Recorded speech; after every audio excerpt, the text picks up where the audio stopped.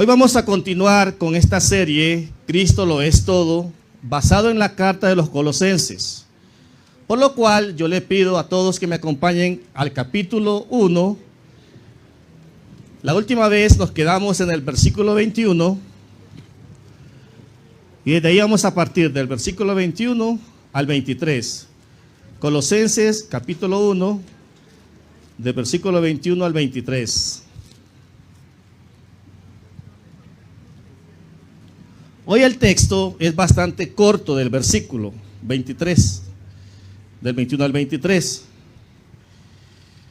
La palabra del Señor nos dice: y a vosotros también, que eras en otro tiempo extraños y enemigos en vuestra mente, haciendo malas obras, ahora os ha reconciliado en su cuerpo de carne por medio de la muerte, para presentaros santos y sin mancha e irreprensibles delante de Él. Si en verdad permanecéis fundados y firmes en la fe, y sin moveros de la esperanza del Evangelio que habéis oído, en el cual se predica en toda la creación que está debajo del cielo, del cual dice: yo, Pablo, fui ministro. Este día, amados hermanos, el apóstol Pablo ha escrito el más hermoso mensaje que usted y yo podemos escuchar el día de hoy. Antes nosotros éramos enemigos de Dios, enemigos de la cruz, enemigos de las cosas espirituales, pero la muerte del Señor Jesucristo nos ha dado vida de aquella naturaleza que antes vivíamos. Gozamos ahora de la paz de Dios. A partir del versículo 15, si usted recuerda, el apóstol Pablo exalta la preeminencia de Jesús en esos textos por tres razones. Como manera de un breve repaso para aquellos que se nos perdieron el año pasado y que han regresado nuevamente, ¿verdad? Usted tiene ahí, nos dice aquí que la primera razón es que Jesucristo es la imagen del Dios invisible y es el primogénito de toda la creación. En primer lugar, entonces, en el versículo 15, ¿verdad?, el apóstol describe la preeminencia de Cristo sobre todas las cosas, sobre ángeles, sobre principados, sobre la tierra, sobre las estrellas, sobre el universo. Es el creador de dichas cosas. Es el creador, es la misma sustancia de Dios, que viene a ser visible, encarnado en el Hijo, la segunda persona de la Trinidad. Lo que el apóstol Pablo escribe aquí acerca de la imagen del Dios invisible es porque dice que Él posee la vida, la esencia, el carácter mismo del Padre. Es decir, esa impresión exacta del Hijo en Dios, el Dios encarnado.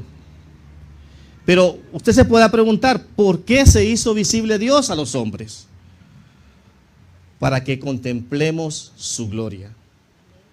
¿Cómo contemplamos la gloria de Dios? De esa forma, en el Hijo. Nuestros pecados estaban allí. No podíamos hacer nada para ser rescatados. Por más que pudiéramos hacer buenas obras, buenas cosas en esta vida, no nos podían ayudar. Solo el Hijo, el Señor Jesucristo, al mostrarse en este mundo, nos dio vida y el camino para poder nosotros llegar al Padre. Por eso Pablo enfatiza y dice que Él es la cabeza de la iglesia. Él es el que nos edifica con su palabra, el que nos ayuda. En Él se encuentra toda la plenitud de Dios. Hermanos, al escuchar este mensaje de Pablo, de quien éramos nosotros antes, es importante pensar y examinar en nuestras mentes cómo era mi vida sin Cristo. ¿Cómo era yo sin Dios? ¿Quién era yo sin Dios? Ahora mi vida tiene un propósito en Dios.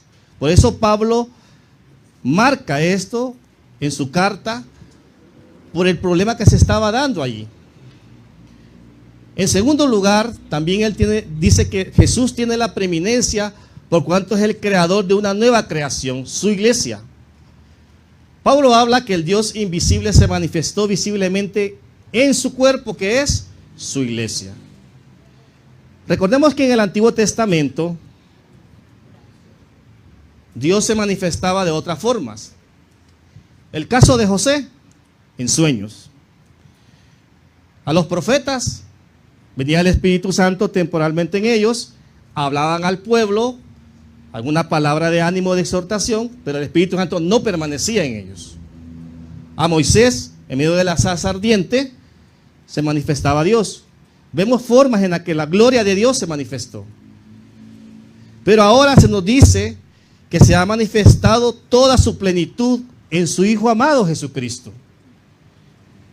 Lo que nos dice la cita del autor de los Hebreos, vaya conmigo a Hebreos capítulo 1, del versículo 1 al 3.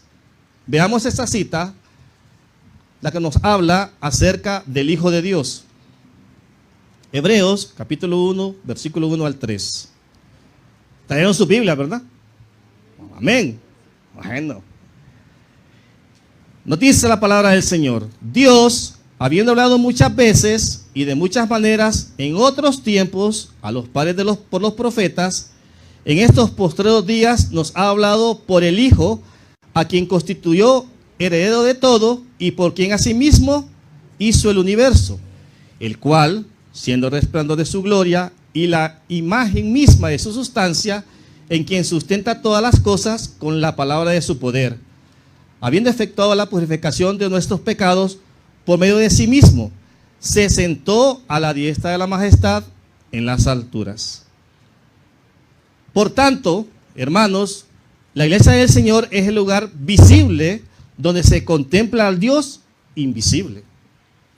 Es la nueva creación prometida por el Mesías, siendo el Señor Jesucristo cabeza de la iglesia. Dios se ha manifestado en nosotros, se ha manifestado en nuestras vidas, en la iglesia, en su cuerpo, para mostrar su amor, su misericordia, su gracia, su poder. Nosotros podemos verlo en nuestras vidas mismas. Nosotros fuimos separados del mundo para Dios. Fuimos separados de nuestros pecados para vivir en santidad delante de Él. Antes nosotros estábamos en rebeldía. Éramos rebeldes. Sin temor a Dios. Odiábamos a Dios. Despreciábamos a su Hijo. Blasfemábamos contra su nombre. Pero ahora somos nuevas criaturas. Esa nueva creación vino a ser parte de Dios. Nosotros somos parte de Dios. Por eso el mensaje transmitido en la carta de Pablo es claro, que la expresión más completa de la presencia de Dios en la tierra ha sido manifestada en el Señor Jesucristo. El Espíritu Santo vive en nosotros, nos redarguye, nos enseña, nos instruye. Dios mismo nos dirige. Dirige nuestros pasos, dirige nuestra vida, dirige nuestra mente. Toda la plenitud de la deidad está manifestada en el Hijo de Dios. No es en los libros de autoayuda que usted lee. No es en la psicología, en las charlas motivacionales que usted escucha. Nada de esto terrenal. Todo esto pasará un día. Se terminará. Tendrá su fin. Pero no la plenitud de Cristo en usted. Eso es completo en usted. Su salvación en Dios, manifestada por el Hijo. Entonces, Pablo introduce esto, amados hermanos, porque algunos estaban practicando una forma de misticismo que incluía esa adoración a los ángeles. Estaban enseñando que los ángeles eran intermediarios entre Dios y los seres humanos. Eso es una blasfemia. Por eso Pablo le habla a la iglesia, le escribe a la iglesia, y no solo a la iglesia de los Colosenses, porque recuerde que estas cartas iban a otras iglesias. Y no solo sucedía ahí, podía haber sucedido en otras iglesias. Pablo combate esas herejías en la carta, reafirma que Jesús es superior a todo lo creado, que es el único mediador entre Dios y los hombres. En la misma carta, que hace referencia de la plenitud de Cristo, vaya conmigo al capítulo 2, versículo 9. Mire lo que el apóstol habla ahí, y son varias veces, no solo es la primera vez que lo menciona ahí en la carta, son parte de las cosas que él menciona, bien importantes. Dice la palabra, porque en él habita corporalmente toda la plenitud de la deidad. El apóstol Pablo desarrolla esto. Recordemos que en aquel momento, entre la iglesia de los colosenses, algunos estaban dudando de la identidad que tenían en Cristo. Estaban dudando de la obra de Cristo, que Cristo había hecho por ellos. A causa de estar escuchando estas herejías y estas enseñanzas, Pablo comienza a defender. Y lo hace desde el inicio de la carta. Si usted va al capítulo 1, versículo 1, primero hace un saludo. Pero Pablo presenta el evangelio de Cristo. Nosotros como iglesia tenemos que presentar el evangelio de Cristo.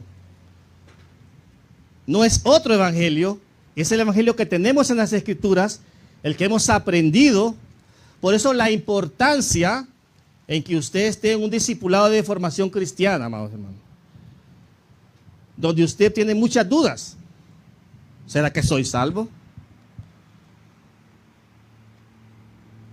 El discipulado de formación cristiana a usted le ayuda.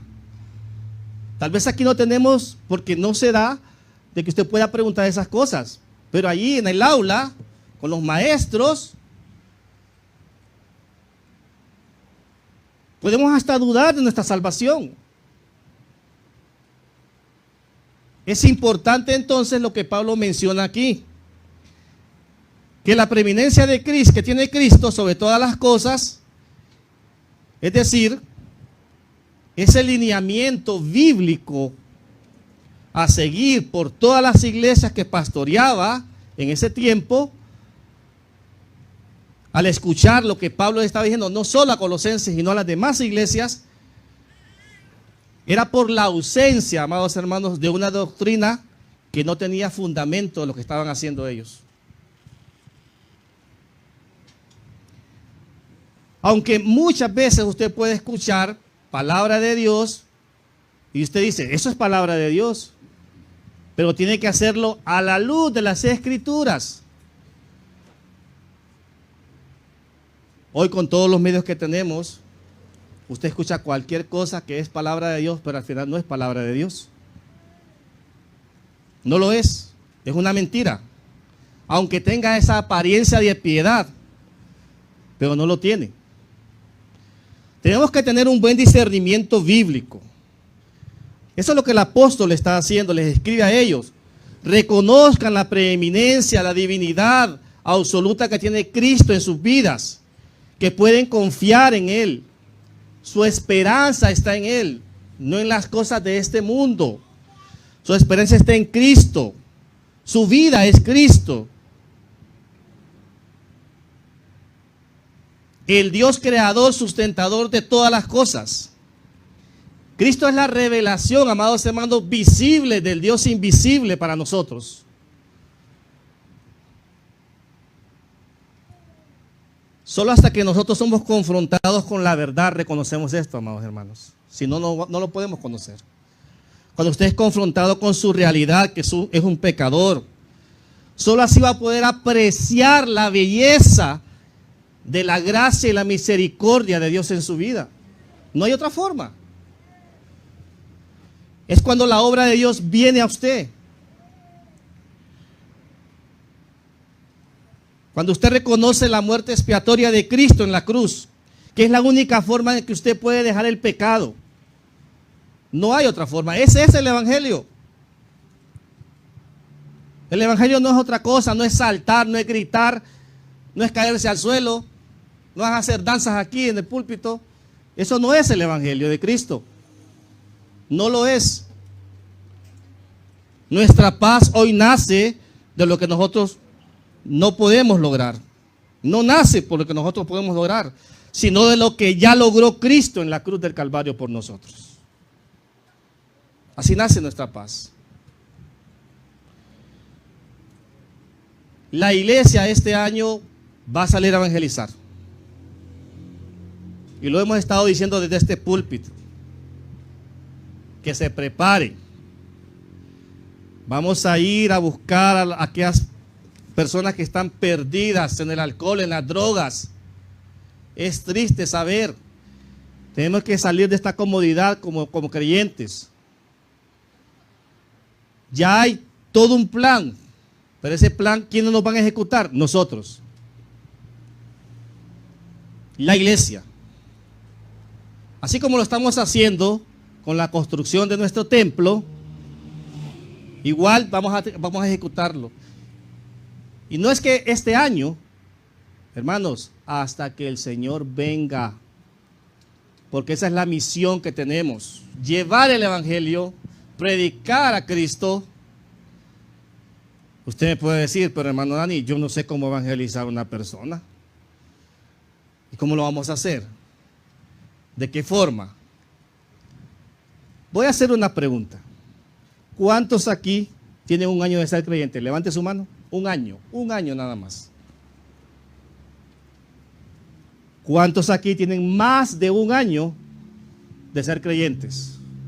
Más de un año. 1 año, 2 años, 3 años, 5 años. ¿Cuántos tienen más de 5 años? Bueno, hermanos, estamos listos. ¿Estamos listos? ¿Cómo lo evangelizaron a usted? ¿Cómo le hablaron de Cristo a usted? Tenemos que tener amor por las almas, amor por el perdido. Esa es la misión de la iglesia. Esa es la misión que nos dejó el Señor Jesucristo a nosotros como un mandato imperativo de ir y predicar el evangelio de Dios. Es más, aquí hay una ayuda, miren. La iglesia le facilita una ayuda, que al final del librito usted mire y dice, plan de salvación. Vaya estudiando. Vaya usted repasando los versículos. Hermanos, tenemos al Espíritu Santo de Dios que nos ayuda. Tenemos al Espíritu Santo de Dios. Entonces no hay excusa para nosotros los creyentes no hacer la obra de Dios. Todos, jóvenes, adultos, todos nos vamos a involucrar en esto. Así que allá, mire, ya no va a ver a Dani, al hermano Dani con el saquito, ni al hermano Nan, ni con la corbatita. Ya no nos va a reconocer, pero ahí vamos a andar, acompañándoles y vamos a andar evangelizando. Esa es la misión, que nos involucremos. Pablo entonces nos habla acerca de que Él nos libró del yugo de la esclavitud, de nuestros pecados. Es decir, de la potestad de las tinieblas que nos gobernaban. Nos reconcilió por medio del Hijo Jesucristo. La primera carta a Pedro, acompáñenme a esa cita, capítulo 1, versículo del 18 al 20. Primera de Pedro, capítulo 1, versículo del 18 al 20. Nos dice la palabra del Señor: sabiendo que fuiste rescatados de vuestra vana manera de vivir, la cual recibiste de vuestros padres, no con cosas corruptibles como oro, plata. Detengámonos un momento ahí. Recuerde que por un momento usted en su mente, ¿verdad? Usted no hacía la voluntad de Dios. Usted vivía bajo sus principios, bajo sus verdades, bajo sus pensamientos. Miren, hermanos, no éramos buenos. No llegábamos a eso. Empezábamos a murmurar. Empezábamos a desconfiar de los demás. Empezábamos a chismear. Nuestro corazón tan perverso y malvado. Yo espero que esas cosas ya no se den aquí en la iglesia, ¿verdad? Esperamos que ya esas cosas usted ya las haya enterrado. Porque usted es una nueva criatura en Cristo. Recuérdelo. Ya usted no puede seguir con ese tipo de vida. Ya usted tiene una vida en Cristo. Esa naturaleza de la cual Pablo habla, que complace a Dios, por medio de los méritos de Cristo, que fuimos reconciliados en la cruz del Calvario, es la que ellos debían de entender. Ya no vivir a oscuras del Evangelio, sino a la luz de la palabra. Cuando usted va a un lugar por primera vez y es un trabajo nuevo en el que usted va, usted se identifica como creyente. O anda como los del FBI. Anda ahí, no quiero que sepan que soy creyente. Están escondiendo ahí. Hermanos, tenemos que identificar las marcas de Cristo en nuestra vida.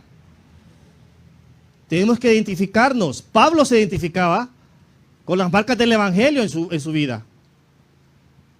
No dejaba que otros vinieran y dijeran, sos creyente. Solo con verlo sabían quién era Pablo. Sabían la vida que Pablo había llevado antes. Pero ahora la vida que Cristo había hecho en sí. ¿Qué vida vamos a reflejar? ¿La de antes o la nueva vida que tenemos ahora?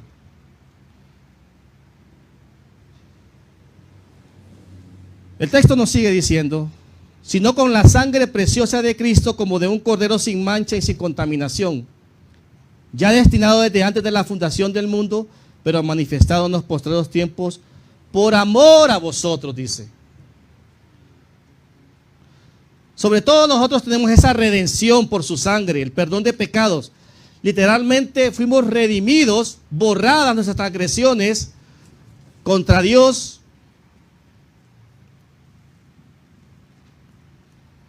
Las que cometíamos día a día. Día a día nosotros cometíamos eso contra Dios. Pero Jesucristo vino y nos perdonó, nos restauró, nos limpió.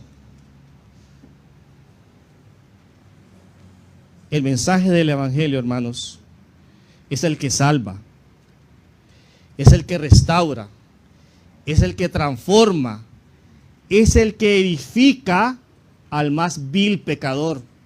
Entre esos yo soy uno. Yo soy uno. Un vil pecador al cual restauró el Señor. La iglesia es restaurada por Cristo.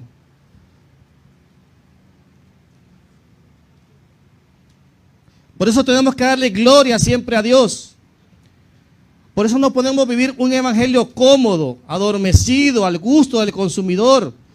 El evangelio es que nos confronta a nuestra realidad. Nos lleva a un compromiso fiel con Dios, fiel con nuestra iglesia, fiel con nuestras autoridades. Y mire, fidelidad, amados hermanos, es en todo. Nosotros pensamos que solo es una cosita nada más.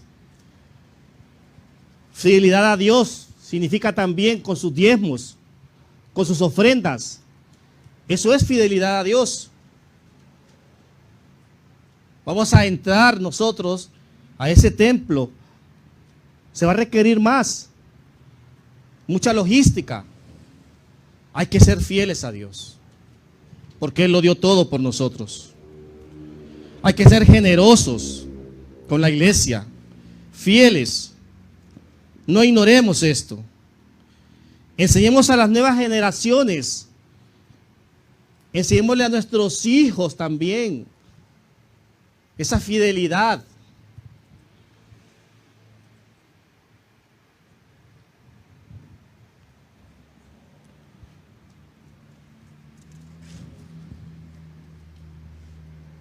Primera de Juan, capítulo 4, versículo 10.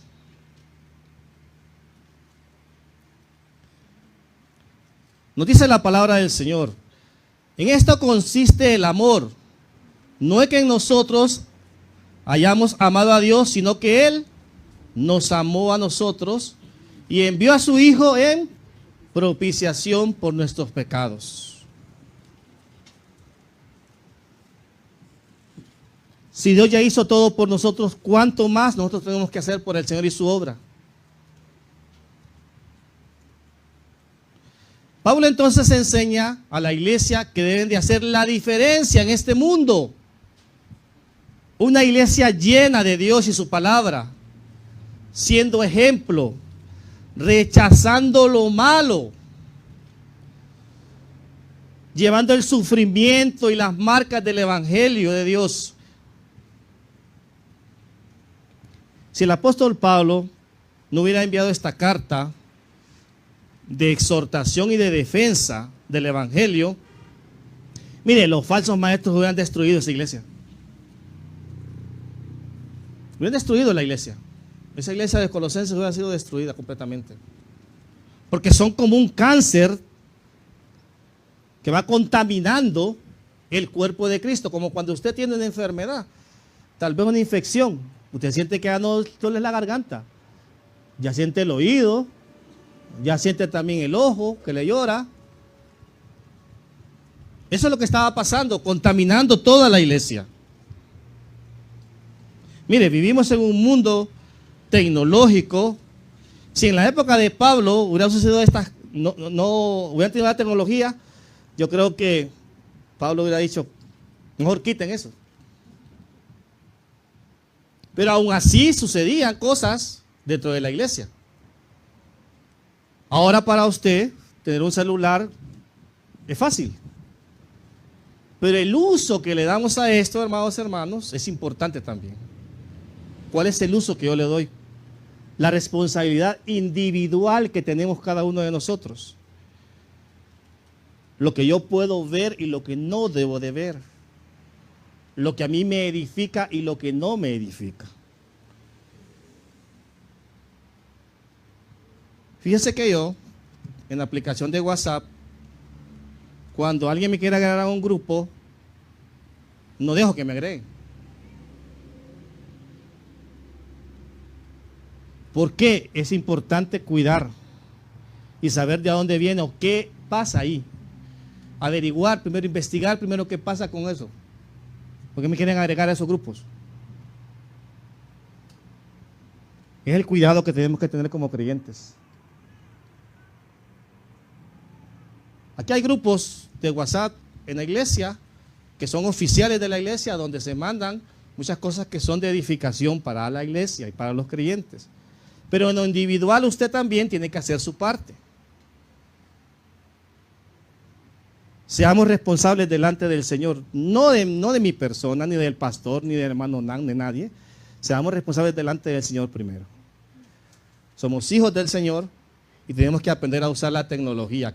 No es mala y no estoy en contra de la tecnología, pero hay que saber usarla, hermanos, para edificación de nuestras vidas. Muchos son engañados y se dejan engañar por ese discernimiento que no se tiene de la palabra de Dios. Y aquí usted viene a recibir palabra de Dios para poder guiarse delante del Señor una vida consagrada. Es deber de la iglesia, como cuerpo de Cristo, velar por nuestros hermanos. Es deber, amados hermanos. Es deber del pastor velar por sus almas. ¿Sabe por qué? Porque al final el Señor nos va a pedir cuentas. Ahí le vamos a dar cuentas. Por eso está el consejo de la palabra de Dios, que es el que se expone aquí en este púlpito. Cuando una iglesia desecha todas estas cosas, va a recibir bendición de Dios. Se separa del mundo y honra a Cristo. Le da gloria a Cristo. Efesios capítulo 5, versículo 19.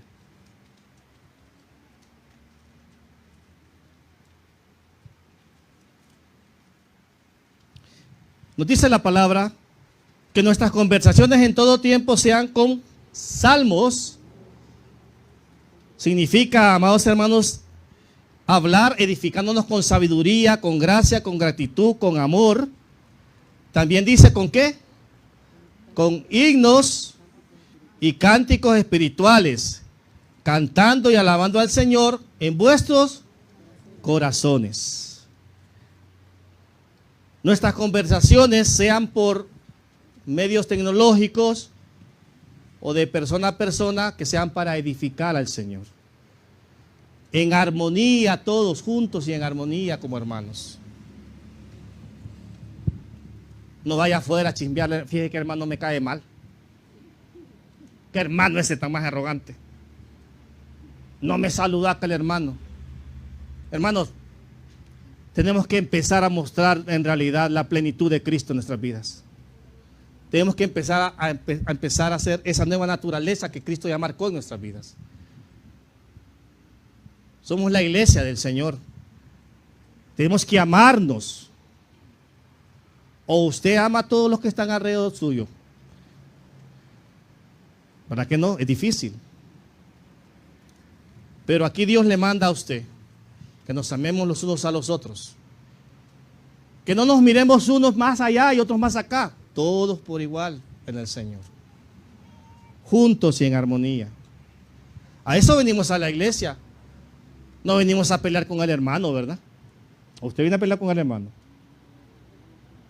Desde un día antes que usted venga a la iglesia, diga, bueno, yo voy a ir a gozarme en el Señor. Yo voy a ir a ofrendar, yo voy a ir a alabar al Señor. Yo voy a ir a escuchar su palabra. Esa debe de ser la actitud de nosotros los creyentes. No venir a darle, hermanos, si tiene un zapato de uno y un zapato de otro.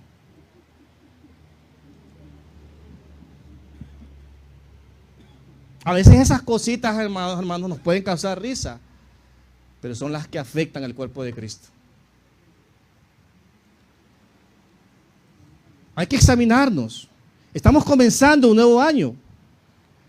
Tenemos que empezar por eso. No que quiere la iglesia de mí, no que qué le voy a entregar yo a la iglesia. Porque el Señor me ha dado todo a mí. La salvación más que suficiente lo que me ha dado el Señor a mí.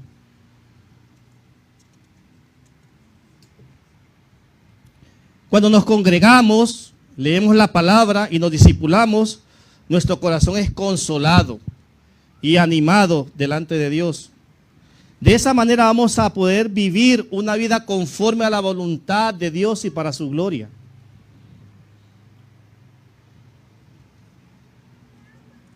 Así que entendiendo esto, amados hermanos, Jesús es preeminente Dios de mi redención. En Él gozamos de esa paz. Y es la tercera razón de la cual Pablo les está hablando a esta iglesia de los Colosenses. Jesús tiene la preeminencia en tu vida, le dice. Él ya gobierna en ti. No necesitas de nada más de este mundo.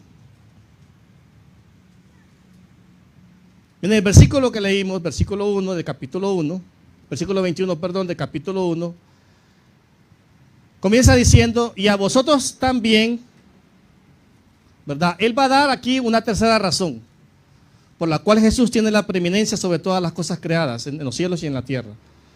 Mire, Pablo no encuentra otra manera más veraz y explícita para explicar a esos oyentes de la iglesia de los Colosenses, que es por medio de esa reconciliación que ellos ya tuvieron en Cristo Jesús, que toda esa plenitud que ya ellos tienen que haber recibido en el Señor, porque recuerde que ellos ya eran creyentes, no les está hablando a inconversos, ya ellos creían, ya el evangelio ya estaba ahí, pero les dice, ustedes a pesar de esto tienen que entender que no tienen que seguir las tradiciones de los hombres, sino lo que ya aprendieron, lo que ya se les enseñó acerca del evangelio de Cristo. Porque antes ustedes estaban perdidos en sus delitos y pecados, muertos espiritualmente, ciegos, no alcanzaban una paz interna en su corazón, pero ahora en Cristo ustedes lo tienen todo. Recordemos entonces que en los versículos 19 y 20 el apóstol Pablo viene hablando de que Jesucristo nos ha reconciliado con Él mismo. ¿Qué incluye esta reconciliación? Incluye nuestra vida, incluye a nosotros que somos los hijos de Dios. Por eso dice, y a vosotros también, hablando de esa reconciliación, pero también da una mala noticia. Dice que eras en otro tiempo extraños y enemigos en vuestra mente. Usted era un extraño antes, porque era enemigo de Dios. Su pecado lo separaba de Dios, de esa paz que necesitaba en su corazón.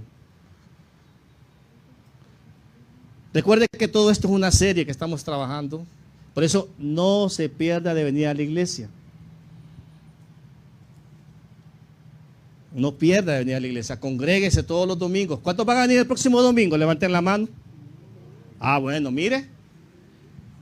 Es que este es el lugar donde usted recibe la palabra del Señor. Entonces, para que continuemos el próximo domingo, ¿están de acuerdo, amados hermanos? Y sigamos aprendiendo de la palabra de Dios, ¿verdad? Pónganse de pie, vamos a orar.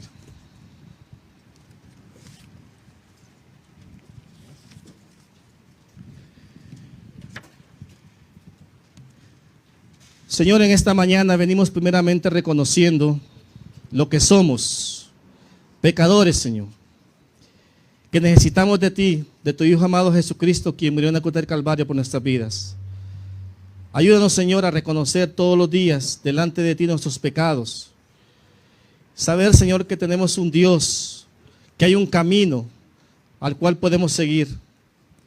Quita, Señor, todas aquellas distracciones que puedan, Señor, alejarnos de ti. Ayúdanos en nuestras vidas. Señor, te pido porque tu presencia siempre nos acompañe en todo momento, Señor. Podamos identificarnos con las marcas de Cristo.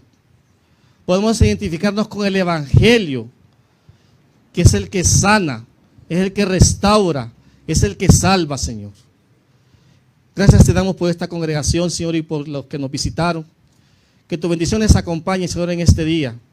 Y que esta semana, Señor, sea una semana también gloriosa para sus vidas. Que ellos puedan continuar, Señor, con la lectura bíblica, edificándose, Señor, en sus casas. Gracias te damos en nombre de Cristo. Amén y amén.